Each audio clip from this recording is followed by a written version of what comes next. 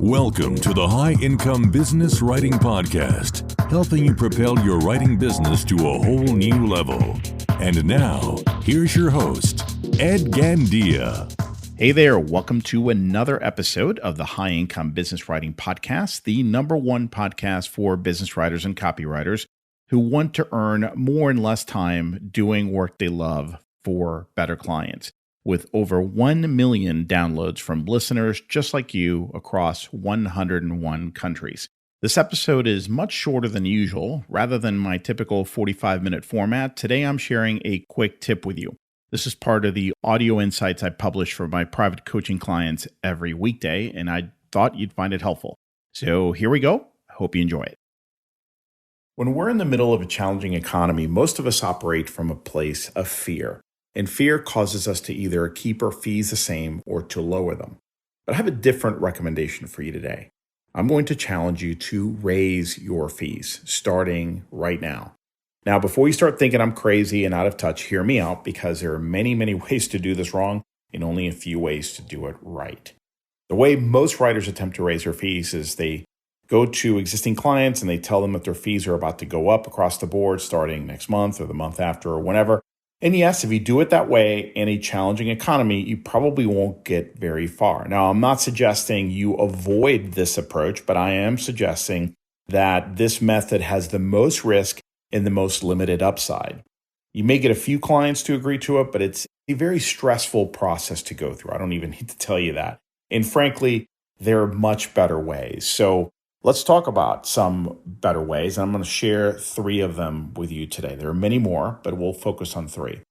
First, I challenge you to raise your fees by 10% to your next prospect, not client, prospective client.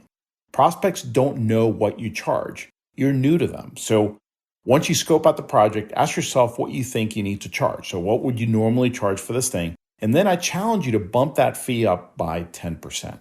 And if you really want to challenge yourself, bump it by 20%.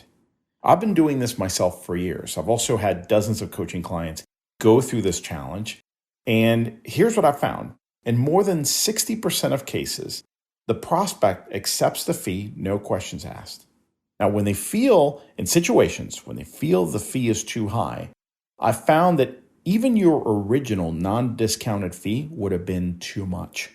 So your increase didn't really matter. It didn't work against you, in other words. The second thing I recommend you do to raise your fees is to start thinking in terms of bundles.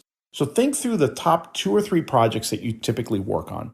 And then what I want you to do is take some time to brainstorm ancillary or related deliverables you could offer your client. So, for instance, if your client needs a case study, you could also offer to create a shortened version of that story for the sales team as a sales enablement tool. Or perhaps you could create a slide deck that tells a story in a presentation format. You could even offer things like audiograms for social media or to include and embed with the written piece. From there, you could offer the client options A, B, and C, each with a greater degree of involvement on your part. So lots of possibilities here. That's just one example for one type of project. So what does this have to do with increasing your fees? Well, when you bundle and quote a bundle price rather than itemizing your list of deliverables, you could make some of these extras very profitable. Generally, these are easy add-ons for you to create because you've already created the main piece. You're intimately familiar with the content. So creating new splintered pieces is not that difficult. Now, for the client, the perceived and actual value of these new splintered and repurposed content pieces is very high. So you can bump up your fee for these things significantly and just quote a bundled price. And because you're not itemizing, you can make that bundle very, very profitable. You've just raised your fee in an indirect way. So here's my final idea. Offer an advisory or strategy engagement to clients if and when it makes sense. There are lots of possibilities here, but here's one quick example. Let's say that the client or the prospect's challenge is that they're not sure exactly what they need. They know they have a problem, but they're not sure how to solve it with content or copy. Or maybe they have a lot of ideas, but they're not really sure which one to pick or maybe which one to start with.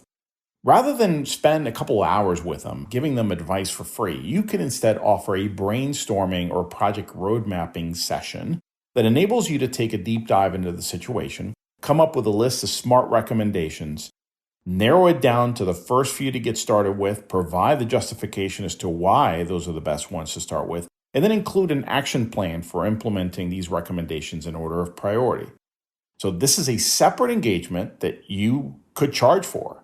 It could be part of a bundle like the ones I described earlier, or it could be a standalone engagement. But the reason this falls into the raising your fees category is that you can charge a project fee that seems very reasonable to the client because of the outcome that it creates or that it promises them, the clarity that it gives them.